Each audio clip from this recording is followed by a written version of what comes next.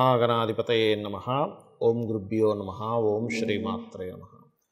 పరమేశ్వర స్వరూపమైనటువంటి జ్యోతిష, వాస్తు మరియు ఇతర అనేకమైనటువంటి శాస్త్రములను మనకు అందించినటువంటి మహర్షులకి నమస్కారం. హయగ్రీవ హయగ్రీవ హయగ్రీవేతి యో వదేత్తస్య నిస్సరతే వాణి జన్హు కన్యా ప్రవాహవత్. అరుణాం కరుణాతరంగితాక్షీం ధృతపాశాంకుశపుష్పబాణచాపాం అనిమాదిభిరావృతాం మయూకైః అహమిత్యేవ విభావయే భవానీం. శ్రీమాత్రే నమః. ప్రేక్షకులకి లలితాంబిక అమ్మవారి యొక్క అనుగ్రహం పరిపూర్ణంగా కలగాలని మనస్ఫూర్తిగా కోరుకుంటూ మనం ఈరోజు చెప్పుకోబోయే టాపిక్ ఏమిటంటే, మీరు పుట్టిన లగ్నం ఏమిటి? 12 లగ్నాలు ఉంటాయిగా, 12 రాసులాగే లగ్నం తెలియని వారు రాశి నుంచి చూసుకోవచ్చు. గుర్తుపెట్టుకోండి నేను చెప్పే టాపిక్ ఏదైతే ఉందో. ఆ లగ్నరీత్యా లేదా రాశిరీత్యా మీరు జన్మించినప్పుడు మీ లైఫ్ లాంగ్ అంటే మొత్తం మీ జీవితంలో తీసుకోవాల్సిన జాగ్రత్తలు ఏమిటి?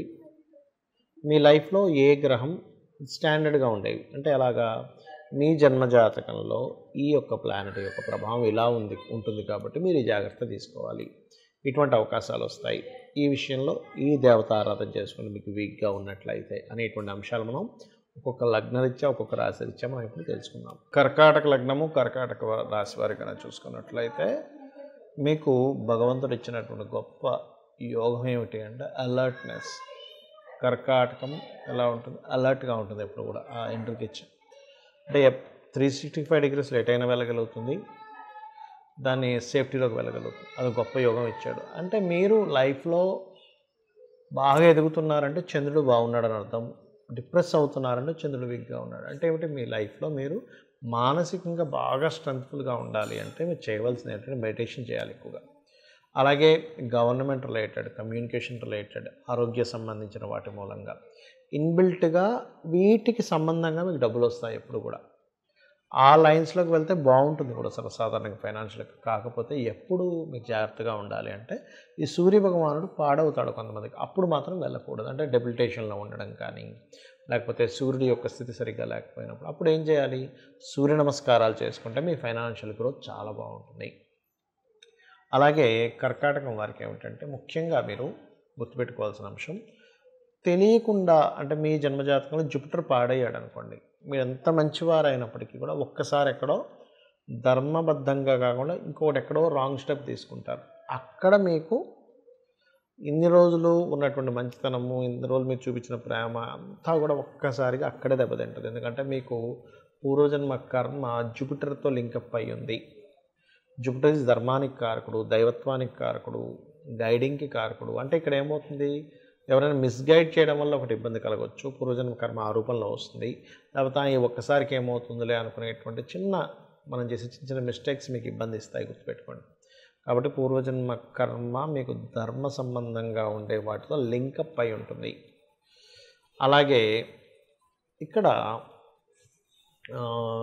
గమనించుకున్నట్లయితే సర్వసాధారణంగా కర్కాటకం వారు ఈ 6th లార్డ్షిప్ 9th లార్డ్షిప్ జూపిటర్కి వచ్చింది కాబట్టి తండ్రి యొక్క విషయంలో వాళ్ళకి న్యూరో రిలేటెడ్ ఇట్లాంటి విషయాల్లో కొంత ఇబ్బంది వస్తూ ఉంటుంది. కాబట్టి వారిని దత్తాత్రేయ చరిత్ర చదవడం కానీ చేయమని చెప్తూ ఉండాలి. బికాజ్ ఆఫ్ ఇక్కడ 3rd లార్డ్షిప్ మెర్క్యూరీ అయ్యాడు కర్కాటక లగ్నం వారికి.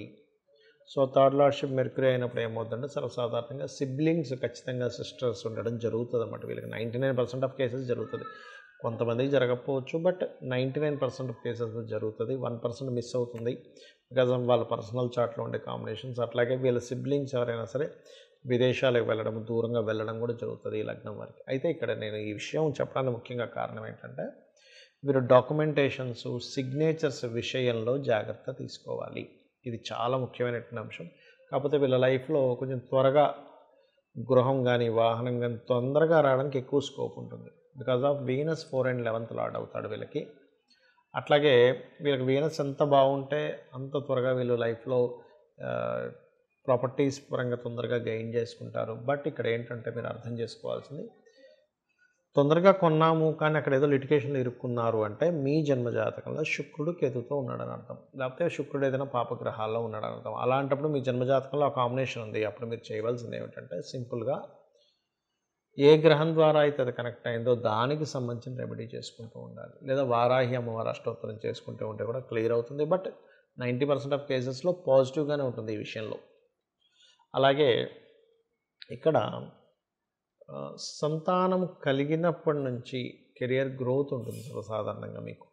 అలాగే మీకు వివాహ సంబంధించిన విషయంలో కూడా కొంతవరకు, అంటే ఈ కర్కాటకం వారికి ఏంటంటే కొంచెం వివాహ జీవిత భాగస్వామి విషయంలో కొంచెం వాళ్ళు ఎక్కువ కెరీర్ ఓరియంటెడ్గా ఉండడం కానీ, కొంచెం కొన్ని విషయాల్లో లేట్ అవ్వడం కానీ ఇట్లాంటివి జరుగుతుంటాయి బికాజ్ ఆఫ్ సప్తమాధిపతి శని భగవానుడు అయినందుకు. అయితే దీనికి ఏం చేయాలి? ఎక్కువగా బెల్లము దానంగా ఇవ్వడం చేస్తూ ఉండాలి. బట్ రెండవ అధిపతి రవి అయ్యాడు కాబట్టి గవర్నమెంట్ రిలేటెడ్, ఈ ఇందాక నేను చెప్పినటువంటి మెడికల్ రిలేటెడ్, గవర్నమెంట్ రిలేటెడ్, ఆరోగ్యానికి సంబంధించింది ఏదైనా సరే మీరు కెరియర్లో సెట్ అయ్యే యోగం ఎక్కువగా ఉంటుంది మీకు.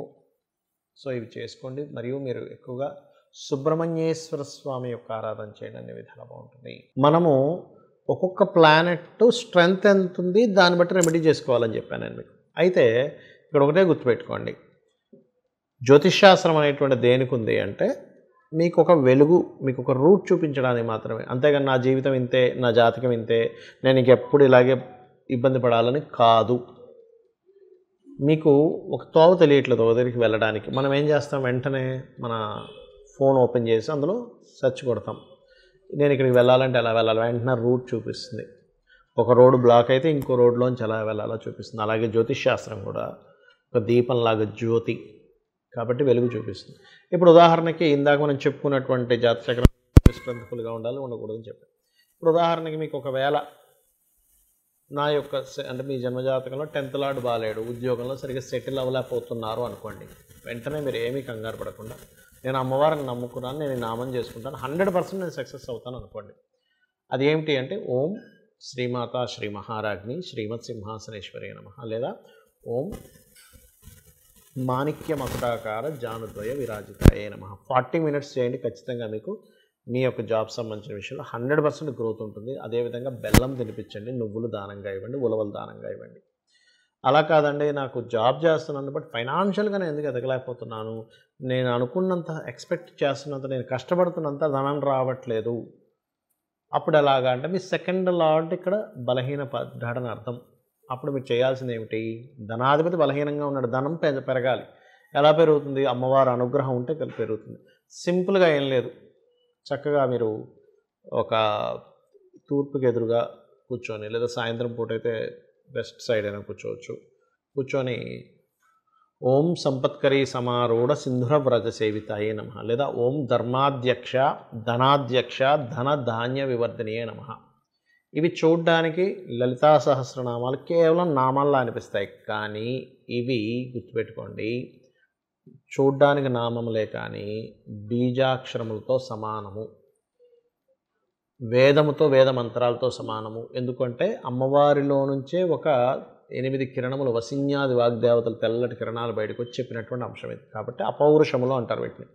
మీరేంటంటే అసలు ఇది చాలా స్ట్రాంగ్ అని మీరు బిలీవ్ చేయాలి. మీరు తెలుసుకొని చేస్తే దాని ఫలితం వేరుగా ఉంటుంది. అదేవిధంగా మరి కొంతమందికి బిజినెస్ చేస్తారు, జాబ్ కాకుండా అందులో బాగా రాణించాలని ఉంటుంది. అప్పుడు ఏం చేయాలి అంటే ఓం ఇంద్రగోప పరిక్షిప్త స్మరతూనాభజంగికాయై నమః చేసుకుంటూ ఉండాలి. ఇది మరొక విషయం ఏంటంటే ఇక్కడ దీంతోపాటు ఇక్కడ మీరు మరొక విషయం అర్థం చేసుకోవాల్సింది ఏమిటంటే ఇక్కడ ఎవరైనా కానీ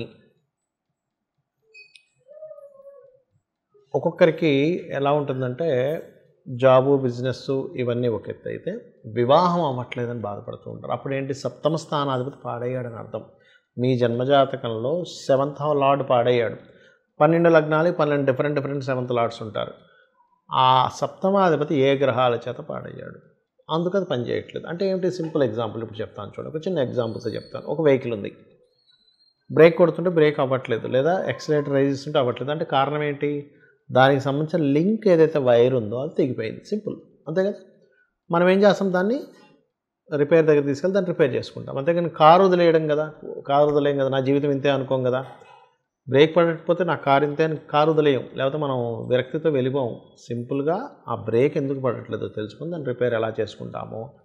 మీకు 7th లార్డ్ ఎవరైతే అయ్యారో ఆయన బలహీనంగా ఉన్నాడు. కాబట్టి లలితా సహస్రనామాల్లో ఓం కామేశ బద్ధ మాంగళ్య సూత్రశోభిత కందరాయ నమః, అని అనుకుంటున్నట్లయితే మీ సప్తమ స్థానాధిపతి ఎందుకు వీక్ అయ్యాడంటే పూర్వజన్మల్లో తెలుసో తెలియకో మనం కొన్ని దోషాలు చేసి ఉంటాం జీవిత భాగస్వామి విషయంలో, కాబట్టి ఈ రకంగా ఉంటుంది. అదేవిధంగా వివాహం అయింది కానీ మాకు ఇబ్బంది ఉందండి, ఓం శివ కామేశ్వర అంకస్త శివ స్వాధీన వల్లభాయ నమః. ఇంకొంతమంది జాతకాల్లో కొన్ని విచిత్రాలు జరుగుతుంటాయి. ఎలా అంటే నేనేం చేసినా తప్పు పడుతున్నారండి అంటూ ఉంటారు. ఇక్కడ రెండు రకాలు. సొసైటీ నేనేం చేసినా ఏం మాట్లాడిన ఇబ్బంది పడుతుంది అన్నప్పుడు ఓం కర్పూర వీటి కామోద సమాకర్ష దిగంతరాయ నమః చేసుకోవాలి. అలా కాదండి, మా భార్యాభర్తల మధ్య విషయంలో మాకు తెలియకుండానే మిస్అండర్స్టాండింగ్స్ వస్తున్నాయి అని అనుకున్నప్పుడు ఏంటంటే పర్టికులర్గా మీరు లలితా సహస్రనామాల్లో ఒక నామం ఉంటుంది. అదేమిటి అంటే ఇందులో రెండు విషయాలు. ఒకటి, ప్రతి విషయము ఏదో ఒక లిటిగేషన్గా ఏర్పడుతుంది అన్నప్పుడు ఓం కామేశ్వర ముఖాలోప కల్పిత శ్రీ గణేశ్వర చేసుకోండి. చేసుకున్నట్టయితే ఖచ్చితంగా బాగుంటుంది. అలా కాకుండా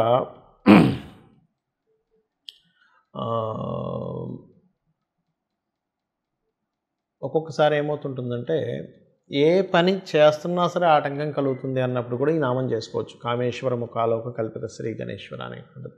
ఈ రకంగా ఏంటంటే ఒకటి కాదు రెండు కాదు, మనకి జాబ్ కానివ్వండి, కెరియర్ కానివ్వండి, ఫైనాన్స్ కానివ్వండి, లలితా సహస్రనామాల్లో ఒక్కొక్క నామాన్ని మీరు భక్తి శ్రద్ధలతో కనుక చేసినట్లయితే మీ జన్మజాతకంలో ఎటువంటి యోగం ఉన్నా, ఎటువంటి అవయోగం ఉన్నా, యోగం ఉండి అది ఓపెన్ అవ్వట్లేదన్నా మంత్రం చేసుకుంటే ఓపెన్ అవుతుంది. అవయోగం ఉండి దాని ద్వారా ఏదైనా ఇబ్బంది వస్తుందని అనుకున్నా కూడా మీకు ఆ ఇబ్బంది అనేటువంటిది తొలగుతుంది. శ్రీమాత్రే నమః.